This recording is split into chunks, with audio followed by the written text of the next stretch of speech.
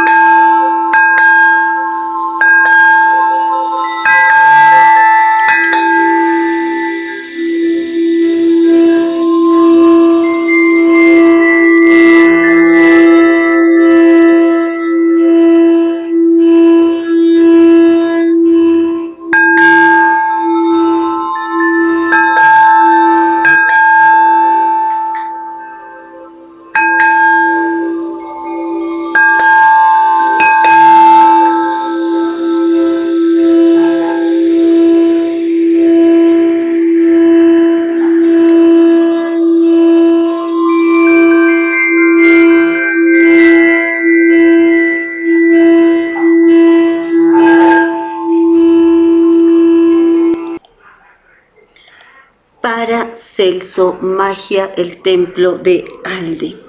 Todas las cosas comienzan en orden y así siempre van a terminar y así volverán a comenzar de acuerdo con el orden establecido y las matemáticas místicas de la ciudad celeste.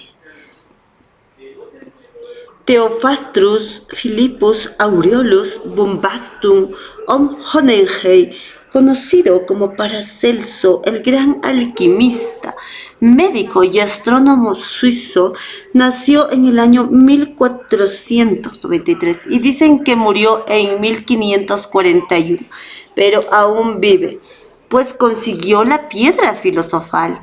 Es un ser inmortal. Es considerado como el padre de la toxicología por su concepto de que es la dosis quien provoca el veneno. Su nombre lo escogió él mismo y significa igual o semejante a Celso, un médico romano del siglo I, que como él estableció su psicología en 4 pilares: astronomía, ciencias naturales, química y amor. Es un precursor de la ciencia moderna. Como gran iniciado, fue una figura discordante, rebelde y carismático. Su incesante investigación, más allá de todo lo pragmático, en contra de lo dogmático, lo puso por encima de sus colegas, indicando que solamente un hombre virtuoso puede ser médico. Estas perspectivas místicas y espirituales postula sus propios autoconceptos. Fue gran alquimista por naturaleza. Felipe Teofasto Bombasto trabajó mucho con el tema de la iniciación y de la transmutación, la destilación y la alquimización del plomo en oro. Conceptuaba él que lo que se conserva en el fuego es alquimia, ya sea en el horno o en una estufa de la cocina. En su juventud trabajó como químico en las minas. Comienza sus estudios a los 16 años en la Universidad de Basilea y más tarde en Viena. Se doctora en la Universidad de Versailles. En el año 1522 trabajó como cirujano militar, por lo que inevitablemente se fue obligado en las guerras medievales. Discrepaba con la idea de que la cirugía era una actividad marginal, relegada solamente a los barberos, pues según su hipótesis no debe haber ningún cirujano que no sea también médico, y donde el médico no sea también cirujano, no será más que un ídolo que no es sino un asesino.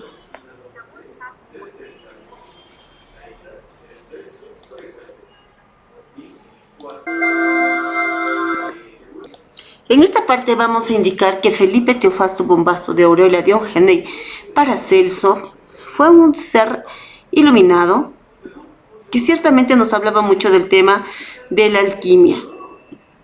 la alquimia para poder entender nosotros que todo cirujano no es solamente aquel que recibe el título de cirujano, porque esto lo puede hacerlo cualquiera. Dice que la sociedad moderna está totalmente en un estado de decrepitud, en un estado de decadencia, porque el verdadero médico tiene que ser místico.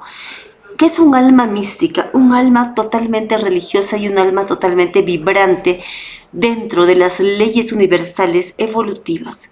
También nos indica que Felipe Teofasto Bombasto, Paracelso, para él todo lo que era medicina tenía que ser con la regeneración del cuerpo humano.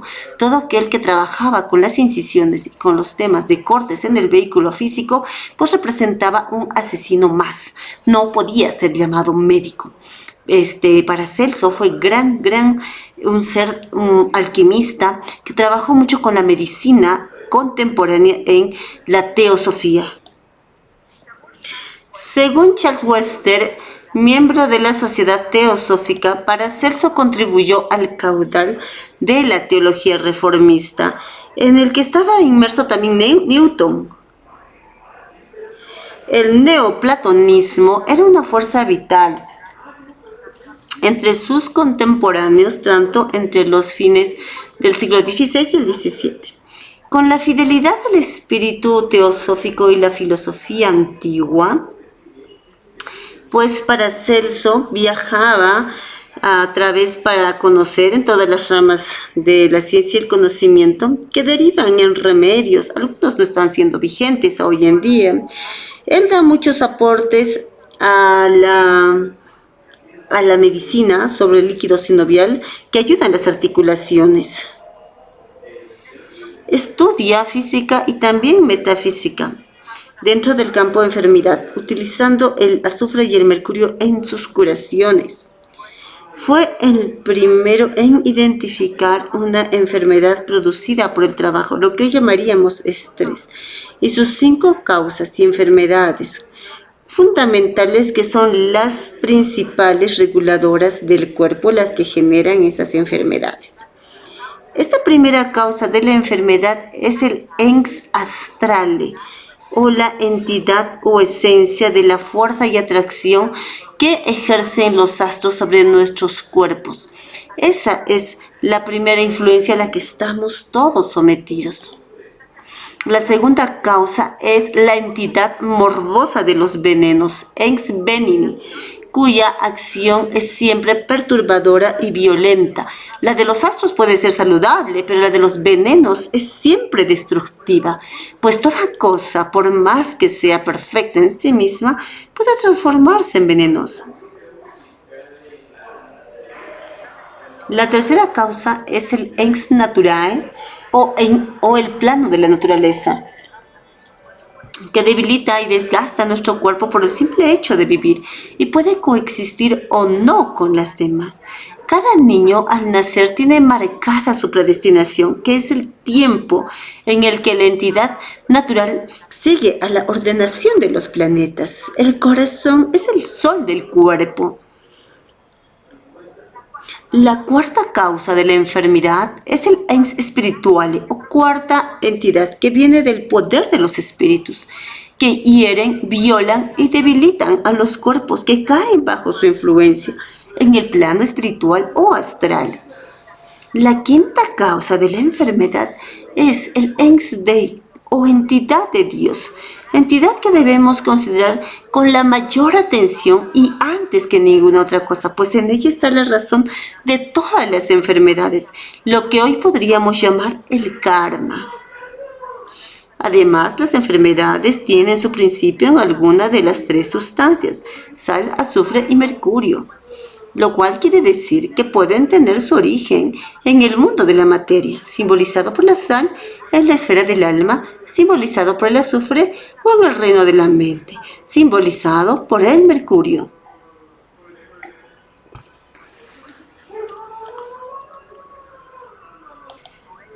La naturaleza espiritual no es visible, aun cuando sea a simple vista.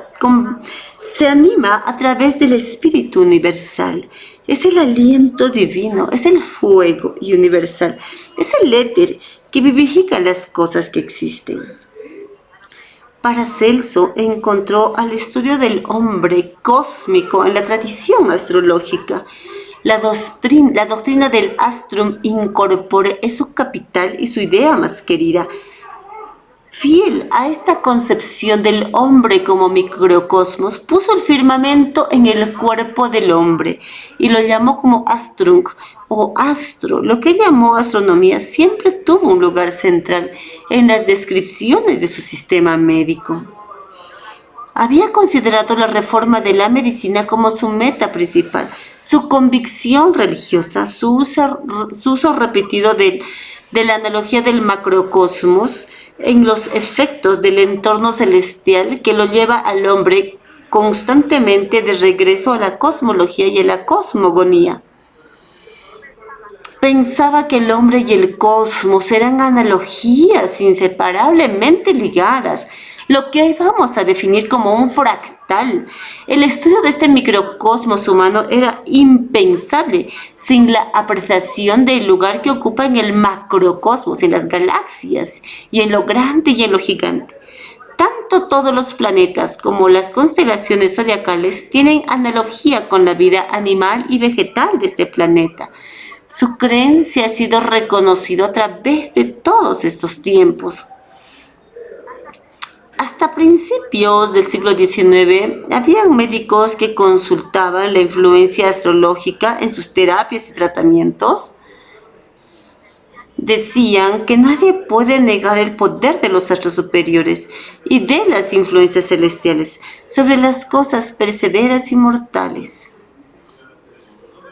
Los astros superiores y los planetas se imprimen en estas cosas o las ocupan con todas sus fuerzas, de esa misma manera que si estuvieran en ellas con toda su sustancia, como están en el firmamento.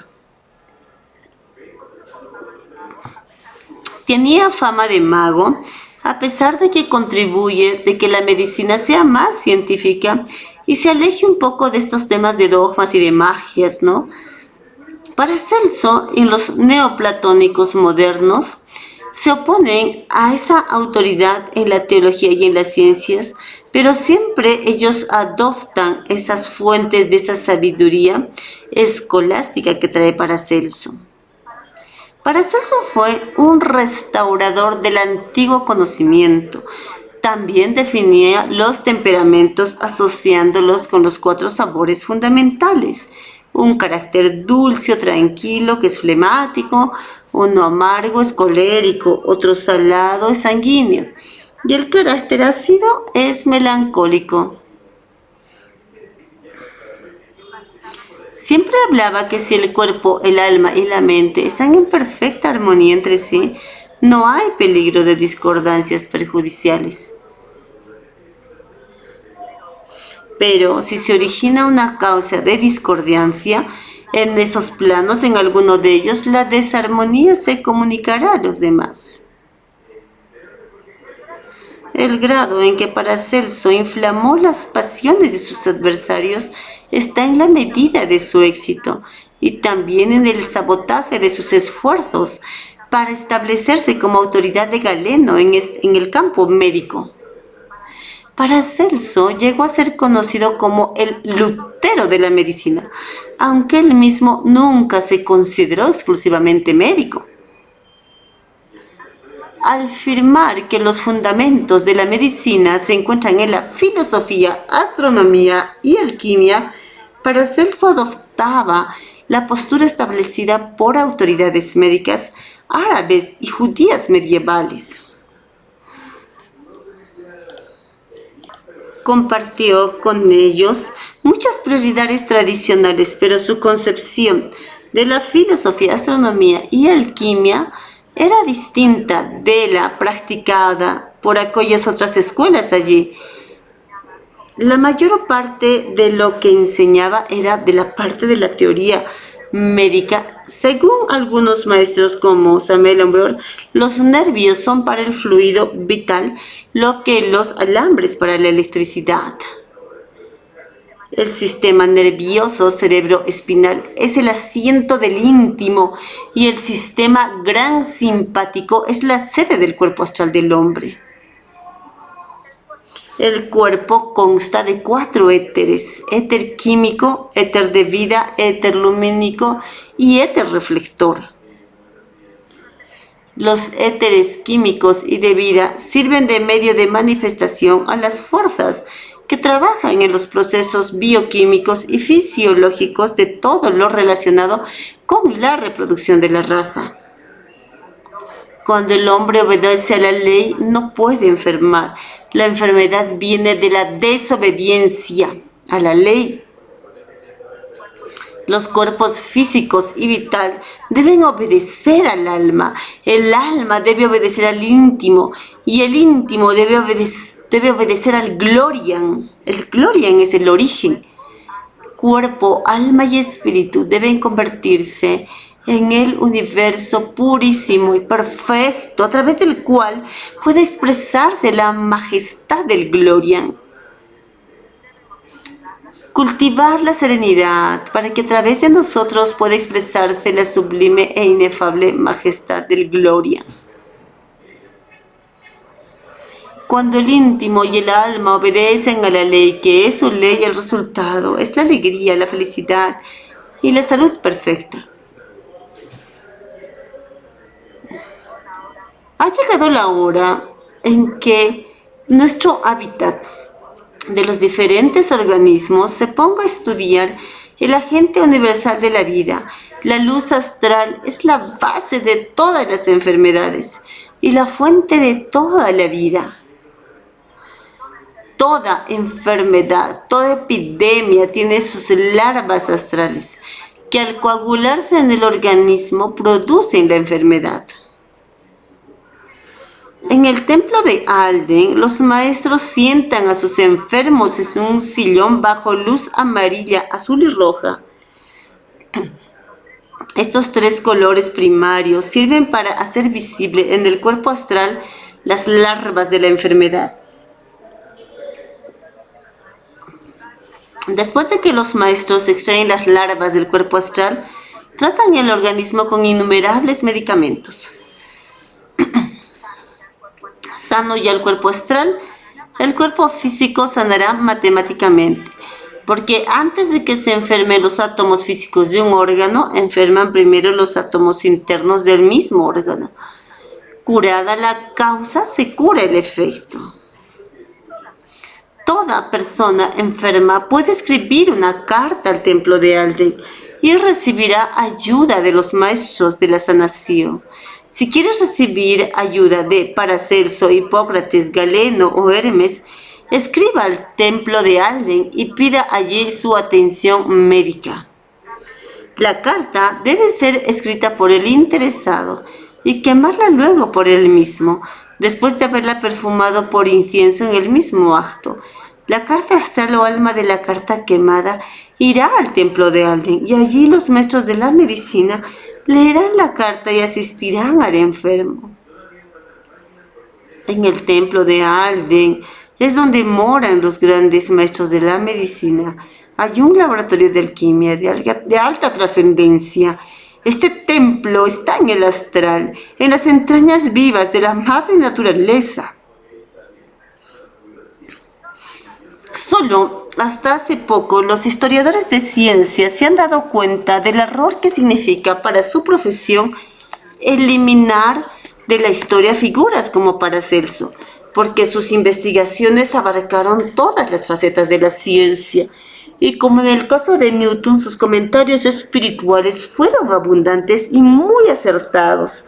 Él clarifica la idea de las 4 moradas o biogenoses: tierra, agua, aire y fuego, y sus elementales de naturaleza espiritual. A la tierra le pertenecen los gnomos, duendes y pigmeos. Al agua las nereidas y las ninfas acuáticas. Al aire los silfos o espíritus del viento. Y al fuego las salamandras o hadas del fuego. En el Antiguo y Nuevo Testamento se describen ciertas maravillas que Dios pone en la creación. Y si no está prohibido la asistencia de espíritus negativos, tampoco está prohibido el estudio de la naturaleza.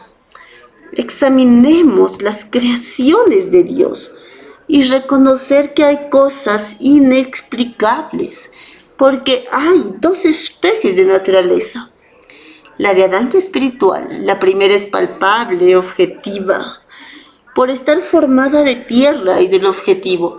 La segunda no es ni palpable ni visible, porque es sutil, porque no está formada por la tierra. Para los seres espirituales, los muros no existen. Penetran a través de los obstáculos más densos, sin necesidad de deteriorarlos. Nadie puede asombrarse o dudar de la existencia. Es preciso solamente sentir admiración por la inmensa variedad que ha dado Dios a sus obras. Seres prudentes, ricos, sabios y humildes. Todo cuanto la divinidad ha creado termina por manifestarse en el hombre. Dios algunas veces envía fuerzas oscuras con el fin de que el hombre quede persuadido de su existencia. Los gnomos, cuando acuden a nuestra llamada, nos sirven con fidelidad, a condición de que nosotros también mantengamos nuestras promesas. Ellos mantienen las suyas y nos darán dinero, pues ellos tienen mucha plata a su disposición, ya que la extraen y la trabajan. Pero no te regalan si no es con la condición de no atesorarla, sino de distribuirla. Paracelso utilizó todos los recursos naturales y espirituales, físicos y metafísicos, para ayudar a los enfermos y a los desvalidos. La ciencia, en unión con la filosofía y la ciencia, hicieron del arte alquímico la más noble de las profesiones. En su diccionario de botánica oculta sobre las virtudes, hace mención especial al trigo, como medicinal y elemental que atrae la buena suerte. Para ello hay que tomar en cuenta las horas planetarias, que es el espacio de tiempo donde se halla el influjo energético de cualquier planeta. La primera de las horas planetarias diurnas corresponde al planeta del día en curso. Los días astrológicos son lunes, miércoles, viernes, domingo, martes, jueves y sábado. Ese es el verdadero orden. El lunes actual corresponde con el miércoles astrológico, día de Mercurio, y el miércoles actual es el domingo astrológico o día del Sol.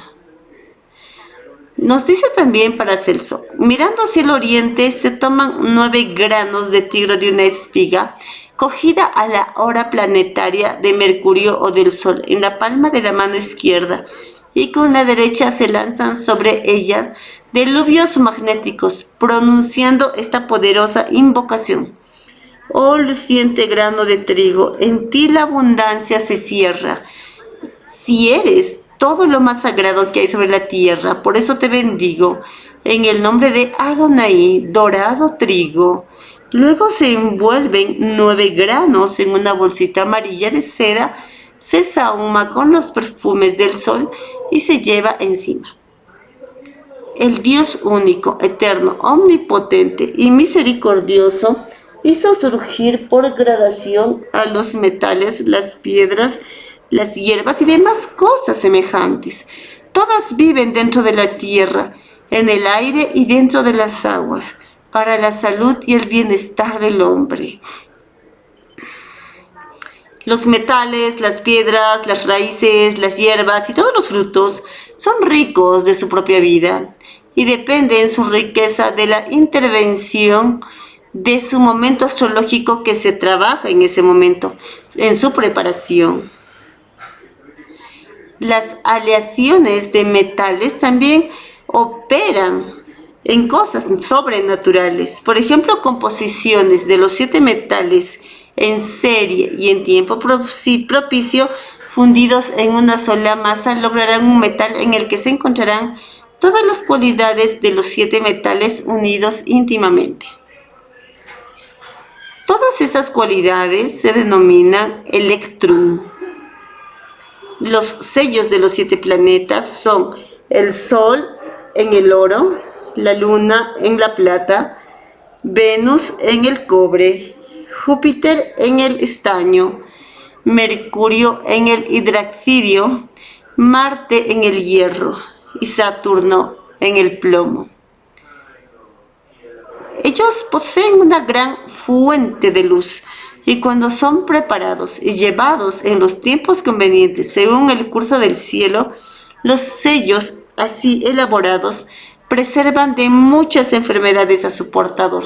Sirven para todos como protectores físicos y espirituales.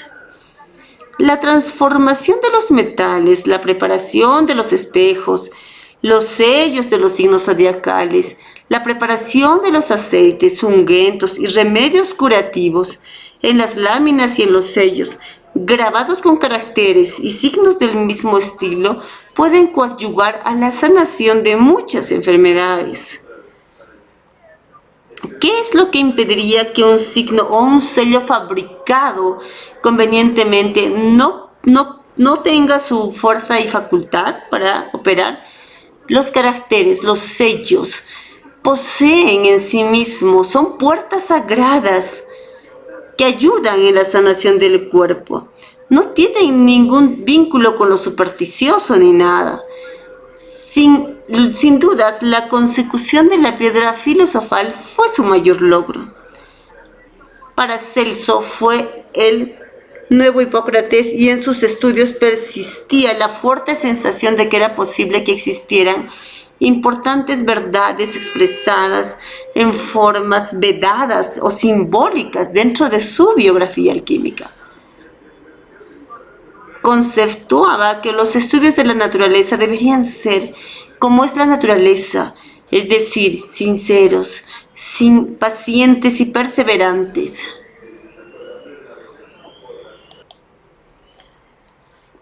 Los filósofos tendrían que considerar muy cuidadosamente si sus designios están en armonía con la naturaleza, de una forma posible y atendible. Los filósofos pueden realizar por su propio poder cualquier cosa que es usualmente realizada por el poder de la naturaleza, ya que ellos deben imitarla en cada uno de los detalles, pues ella es una fiel copista de su creador.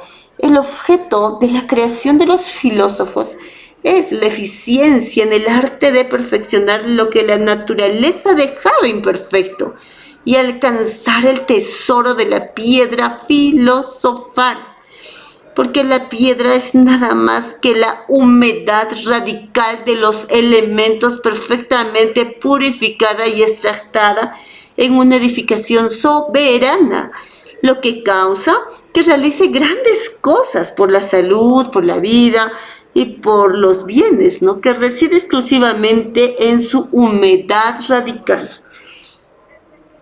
El secreto consiste en conocer cómo extraer de la potencialidad a la actividad la calidad innata o el fuego de la naturaleza, que está encerrado en el centro de esa humedad radical. Se debe tener gran cuidado en sacar las impurezas de esa materia y no conservar nada, solo el núcleo que contiene solamente las virtudes de ese compuesto. Deberíamos observar que la Sagrada Escritura no menciona nada salvo agua como sujeto material sobre el que el Espíritu de Dios aleteaba, nada salvo luz como la luz universal de las cosas. El supremo artista comienza extrayendo luz, y esta luz en el mismo momento disolvió la oscuridad que cubría la superficie de la tierra y que sirvió como la forma universal de la materia. Por la acción de esta luz que le impide, o firmamento, divide las aguas superiores de las inferiores, fue creado en su consecuencia Y fue como el cielo fue poblado de cuerpos lumínicos. ¿Y cómo surgió la necesidad de la luna, a la que pertenece el espacio intermediario de entre las cosas de arriba y las cosas de abajo? Dado que la luna es una antorcha intermediaria entre los dos mundos, inferior y superior, recibiendo las influencias celestes y comunicándolas a la Tierra. Así se comprenderá cómo el Creador reúne las aguas y produce la tierra seca. El Creador prosiguió creando. Él creó una cierta luz que estaba destinada a su tarea. Él la ubicó en el fuego central y moderó este fuego por medio de la humedad del agua y por medio de la frialdad de la tierra, a modo de controlar su energía y adaptarla a su designio. ¿Qué debería ser hecho por un filósofo verdaderamente sabio cuando ya ha aprendido el fundamento y el orden en el procedimiento del gran arquitecto para la construcción de todo lo que existe en la naturaleza? Debería, tanto como sea posible, transformarse en un copista de su creador. En el caos físico debería ver su propio caos, tal como el original fue hecho. Debería separar la luz de la oscuridad.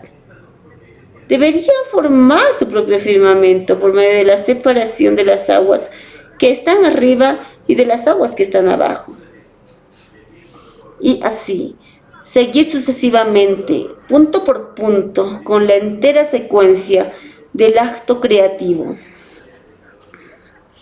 Estas operaciones sublimes se realizan con corpúsculos simples, con un cuerpo menudo, el cual contiene solo heces, orina y abominaciones, pero de donde una cierta humedad tenebrosa y mercurial es extraída, la que contiene en sí todo lo que es requerido por el filósofo, porque de hecho él no busca nada más que el verdadero mercurio.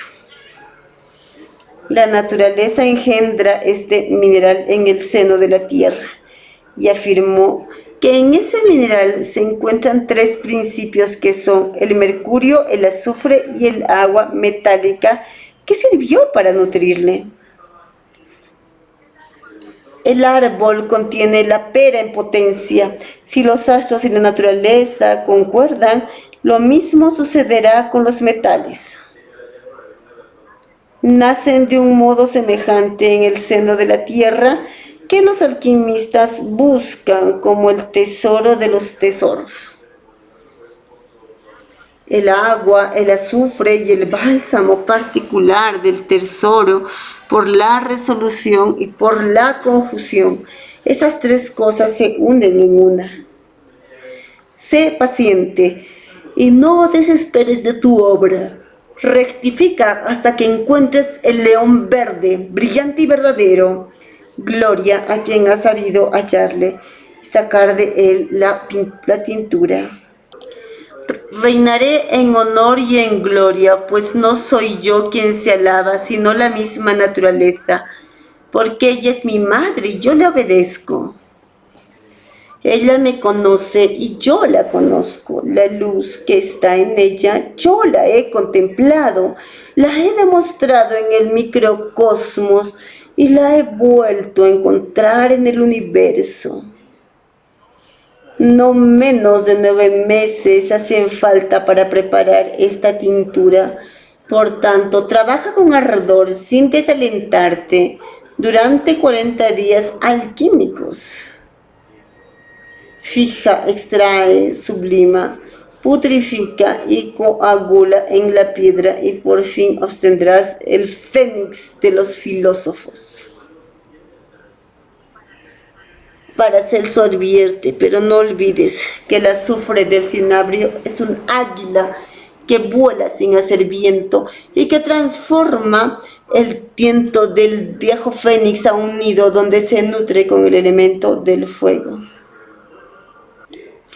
En esta parte que estamos hablando, esto tan maravilloso, esto tan poético como es el proceso de Paracelso, del templo de Alden, de la sanación, de la curación y todos los temas relacionados con la alquimia. A mí me apasiona hablar de la alquimia. La alquimia es un proceso regenerador, es un proceso que nos lleva a transformar y conseguir eso que todos los filósofos andan buscando, la piedra filosofal. La piedra filosofal. Esta piedra filosofal no tiene nada que ver con la mente, el corazón. La piedra filosofal viene y se crea de 3 procesos alquimistas muy nombrados. Y es como lo estábamos viendo antiguamente. Está el cuervo negro, el faisán amarillo, el faisán blanco, perdón, cuervo negro, faisán blanco y el fénix amarillo. Es su primer color, el nigrido. Cuando pasamos por el nigrido, la energía del alquimista aún es negra. Está carcomida por la naturaleza tridimensional, por los deseos, los placeres, los miedos, las angustias, todo lo que la mente y el corazón nos muestra. Los deseos, plenamente conectados al nigrido. Sin embargo, el alquimista de algún lugar tiene que empezar, y por lo general empieza de las bases, del fuego y del lodo. Empieza de la podredumbre. Por eso la flor del loto siempre nos va a enseñarnos que la flor nace de las escorias. De en medio de las escorias, del barro y del lodo, nace la flor del loto. Ese es el primer campo. Ese es el nigrido. Después del nigrido viene el albedo, que es el amarillo. En allí nosotros encontramos ya una energía más purificada, más limpia, pero no completa. Aún está en color blanco, blanquecino. Estamos hablando meramente, corazones, del tema de la alquimia y del tema de la magia sexual. Yo les estoy hablando en términos de un varón y de una mujer que tienen relaciones sexuales, y al tener las relaciones sexuales conectan su mercurio filosofal para crear esos procesos alquímicos. La piedra filosofal no es otra cosa que el sexo, la conexión sexual de hombre y mujer sin derrame seminal, y procurando buscar esa humedad y el centro de la humedad, transformarla y convertirla en esa piedra filosofal. Piedra filosofal que te entrega todo: salud, dinero, abundancia. De hecho, grandes magos como Conde Saint Germain tuvieron y eran poseedores de la piedra filosofal. El conde Saint Germain es poseedor de la piedra filosofal, por tanto él podía convertir el plomo en oro. Esto era pues el motivo de su abundancia, esto era el motivo de su riqueza. Los que realmente son magos verdaderos no andan buscando ahí cursillos de factura 7 cifras o hasta millonario en internet. O sea, trabajamos con la alquimia, sabemos trabajar con la alquimia. Y esa alquimia lo que nos permite a nosotros es convertir el plomo en oro, hacer que nuestros ingresos multipliquen, porque saben que dentro de en nuestro interno estamos poseyendo la piedra filosofal a través de la magia sexual, a través de la conexión de la magia sexual, a través de la conexión de controlar el instinto de todas las bestias que habitan esta faz de la tierra. Solamente el ser humano es capaz de controlar su instinto. Solamente el ser humano es capaz de controlar y refrenar sus instintos animales. Por eso el ser humano es capaz de crear esa piedra filosofal, transmutarla, convertirla, malearla, trabajar con su campo energético. El ser humano es la única especie habitante bajo la tierra que es capaz de recrear nuevas cosas. Si refina su campo energético, si refina su psique, mente, corazón, sus cuerpos existenciales, sus cuerpos astrales, si puede dentro de su capacidad humana hacer esos saltos cuánticos, conectar con otras realidades, otros mundos, otros espacios, puesto que él es el rey de la naturaleza. Pero ¿dónde se convierte y dónde jerarquiza su reinado? Es únicamente a través de la sexualidad. a través de llevar una sexualidad refinada, a través de llevar una sexualidad limpia, blanca, una sexualidad de transmutación, una sexualidad en camino de purificación. Ese sería el término, en camino a ser purificada, en camino a ser liberado y en camino a encontrar sus propios procesos purificatorios. Claro, que este tema de la piedra filosofal tiene que ir de la mano con conquistar y con crear alma, porque ya habíamos dicho en una de nuestras conferencias que no todos tienen alma, tienen vehículos físico, astral, mental, tienen algunos vehículos, pero no todos tienen alma. Hoy por hoy hay muchos seres humanos que no tienen alma. ¿Cómo diferenciamos? Pues esa diferenciación no la puedes hacer tú. Eso es un trabajo muy interno. El germen, el átomo nous, el átomo que radica a la altura de la glándula del timo, del chakra cardias, corazón, nos habla del alma, nos habla del germen. No todos desarrollan su alma. De hecho, a nadie le interesa desarrollar alma. Y de hecho ya muchos están naciendo sin alma, desalmados. Y un desalmado no es que sea alguien malvado, no es alguien que sea malo, no es alguien que esté trabajando para sentir. Quiero que ustedes vean ese sonido del corazón. Ese corazón latiente, ese corazón, lo que les estoy hablando, el origen del corazón y del cardias, el origen del corazón y de la conexión con ese átomo nous. Pues claro, el corazón cumple una función, pero el corazón tiene en su parte astral anímica, en su campo energético, su átomo nous o su glándula de la frecuencia de la divinidad. Es el germen divino o el átomo divino. Y allí nosotros tenemos que apelar a esa divinidad. Dicho esto, con esto cerramos el templo de Alden y Paracelso y los temas relacionados con la verdadera sanación, la verdadera cura y la verdadera alquimia. Para el templo de Alden les voy a dejarles un videíto con un conferencista donde vamos a hablar mucho de este templo de Alden y vamos a continuar en nuestra siguiente clase, el templo de Alden. Gracias a todos por estar aquí y continuamos aprendiendo.